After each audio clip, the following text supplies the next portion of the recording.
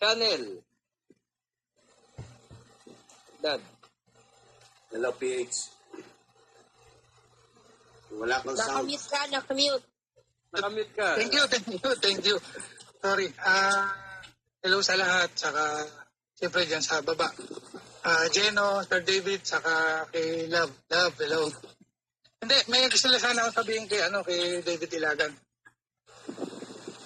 Kung pwede lang sana na magkita sana tayo kung pwedeng ibigay mo kay Pao kung saka pwedeng makita or makausap naman. Ang personal. Yeah, I'd like that. Mas maganda sana kung gano'n. Meron naman kayong communication ni Pao. Kung makakarating akong pupunta ako. Punta mo ako. Nang magkakausap naman tayo. May pag-uusapan natin. Siguro naman hindi masama magiging resulta. Hindi naman masama talaga. Saka ako naman yun din ang gusto ko. Yung kaayusan ng lahat. Kahit pero, na sabi ko nga. Pero masasabi ko sa iyo publicly. Wala akong ginawang masama sa iyo, PH. Hindi ako nung nagkausap ka. Pero natin ang personal yan dahil what I said is... Mas maganda. Mas maganda.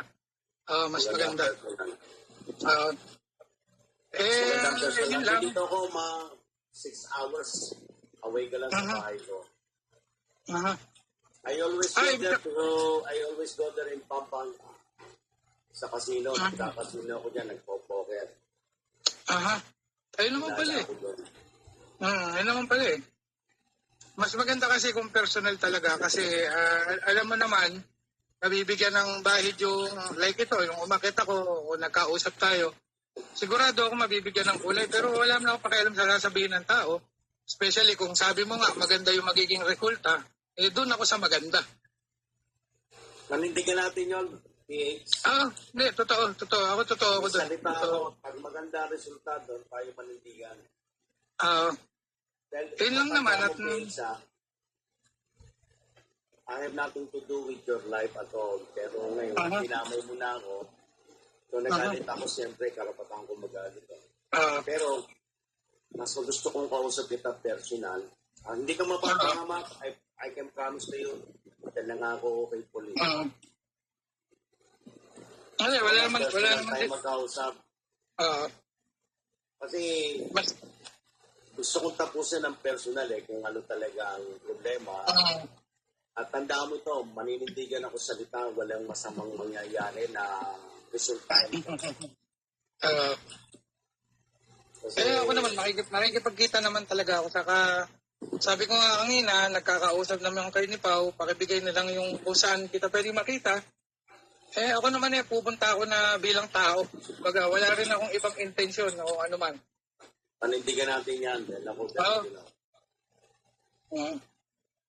Okay?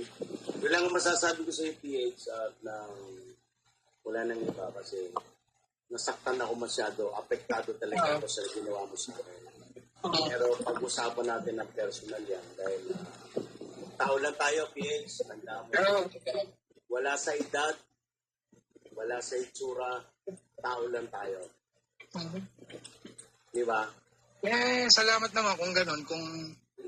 Kumbaga, sa pananalita mo pa lang kumbaga, positibo na yung dating sa akin. Ngayon, doon tayo sa personal, para mas maganda, di ba?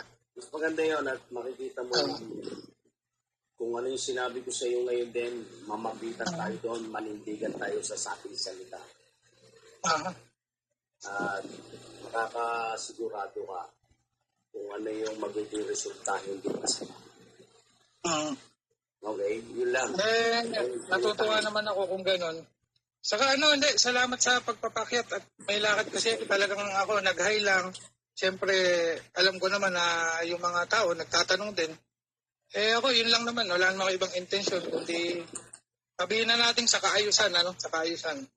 Yun lang naman. Well, ang pakay ko sa iyo, PH, kasi alang-alang kay Pauline din, what is the peace in your heart? What is the heart of peace from yourself? Diba? Kung naiintindihan mo yun, kahalagaan ng isang buhay ng tao. Hindi tayo sa maayos kasi hindi kita tinuturuan kung anong gagawin. I know you're mature enough, you know what is wrong and what is right. But I will go with you what is right. Tandaan mo yan. I will not go with you what is wrong. Ganun ako. Hindi kita kaaway eh. Yun ang punto ko na PH. PH, tandaan mo ito in my word. I am not your enemy. Ever since. Never. Nadinig ko na din sa iyo noon eh. Kaya naniniwala ako. I never did anything wrong about you. Pero sabi ko sa iyo, everything can go on good. This is between us. It is between us only. I will not involve nobody, just you and me. Yun lang yun. Saka yan, nadidinig ni Jeno, ni Pao, saka yung mga tao sa baba. Mas maigi nga yung... I always do. I always do my works.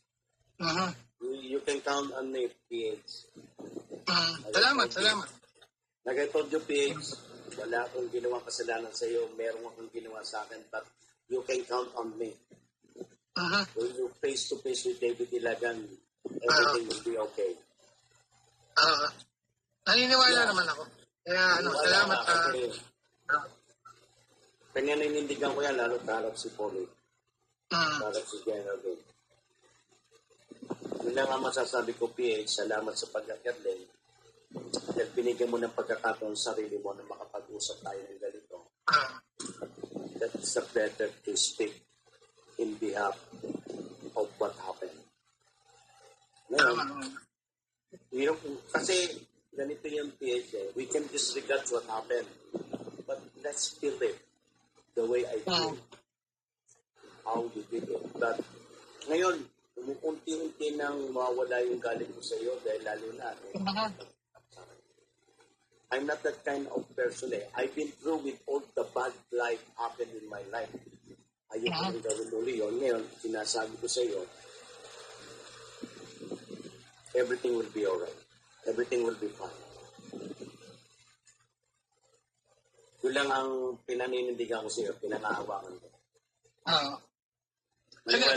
Tulad kasi nung nag-usap kami ni Paul nung isang araw, nakikita ko naman siya pumupunta dito.